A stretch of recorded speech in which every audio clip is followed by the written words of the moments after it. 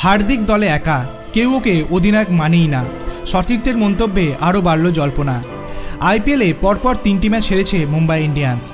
प्रतिटी मैचेर शेषे प्राक्तन अधिनायक रोहित शर्मा और बर्तमान अधिनायक हार्दिक पांड्याके निये आलोचना हयेছে। अशांतिर जल्पना शोना जाच्छे।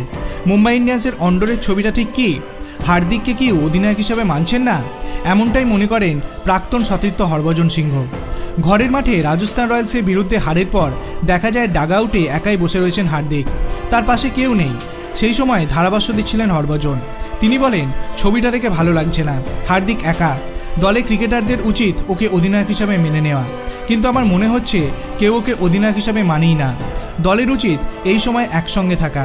আমি এই দলের হয়ে এত বছর খেলেছি, তাই এই দৃশ্য আমার খুব খারাপ লাগছে। হার্দিককে কি স্বাধীনভাবে দল চালাতে দেওয়া হচ্ছে না, এমনটাই প্রশ্ন ওঠে হরভজনের সামনে। তারও জবাব দেন ভাজ্জি।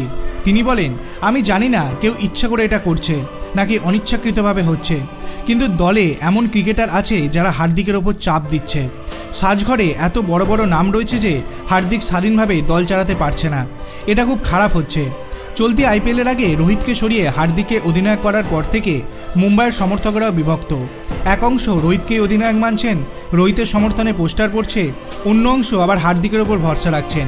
এই সমস্যার মাঝে মুম্বাই একের পর এক ম্যাচ হারছে, তাতে হার্দিকের ওপর চাপ আরও বাড়ছে।